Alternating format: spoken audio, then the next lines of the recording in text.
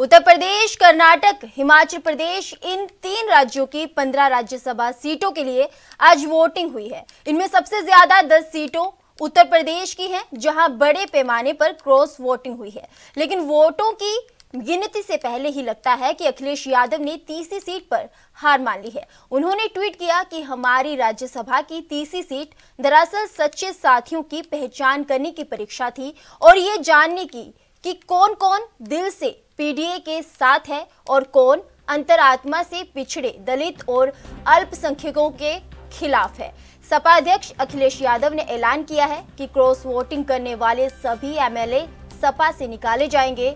उधर यूपी के deputy CM Keshav Prasad Maurya ने कहा कि बीजेपी 8 सीटें जीत रही है। सभी मतदाताओं और विधायकों का समर्थन भाजपा के साथ है।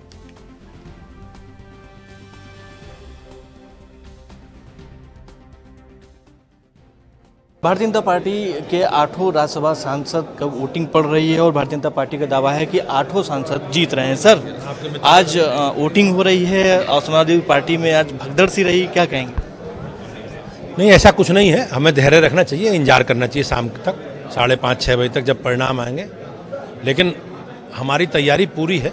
हमने अपनी जो संख्या है, संख्या बल के आधार पर ही 8 प्रत्याशी घोषित किए।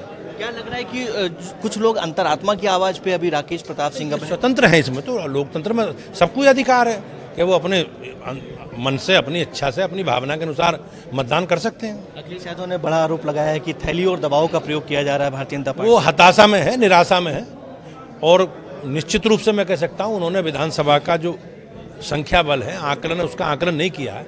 अगर वो आकलन करते तो तीसरा प्रत्याशी घोषित नहीं करते, चुनाव नहीं होता। लोकतांत्रिक मूल्यों का हनन कर रहे हैं शिवपाल सिंह यादव, ऐसा कह रहे हैं।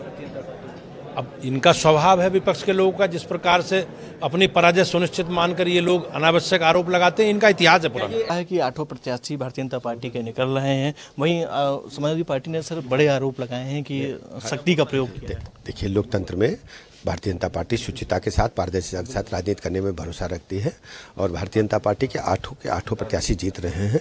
और माननीय मोदी जी का जो विकसित भारत का संकल्प है, सब लोग भारतीय जनता पार्टी के साथ। ये सभी अंतरात्मा की आवाज से आए हैं। ये विकसित भारत का संकल्प पूरा करने के लिए, उत्तर प्रदेश को चतुर्मुखी विकास की तरफ ले जाने के लिए और राष्ट्र को विकसित राष्ट्र के रूप में पूरी तरह स्थापित करने के लिए सभी लोग भारतीय जनता पार्टी। कितने विधायक आ गए होंगे? 10 से अधिक। संख्या भी कुछ देर बाद पता चल जाएगी। क्या 8वां प्रत्याशी आपका पूरी तरह से? सभी 8 के 8 जीत रहे हैं। मैं श्योर हूँ 8 के 8 प्रचंड बहुमत से आएंगे। कह रहे हैं कि पीडीए को हराने के लिए परिवार डेवलपमेंट अथॉरिटी पूरी तरह से जनता ने नकार दिया है। बातचीत करने के लिए आपसे डिप्टी सीएम ब्रजेश पाठक जी, जिनका साफ तौर से कहना है कि भारतीय जनता पार्टी के 8 प्रत्याशी जीत रहे हैं। कैमरा पर्सन सौरभ के साथ अंकित श्रीवास्तव, यहीं भी न्यूज।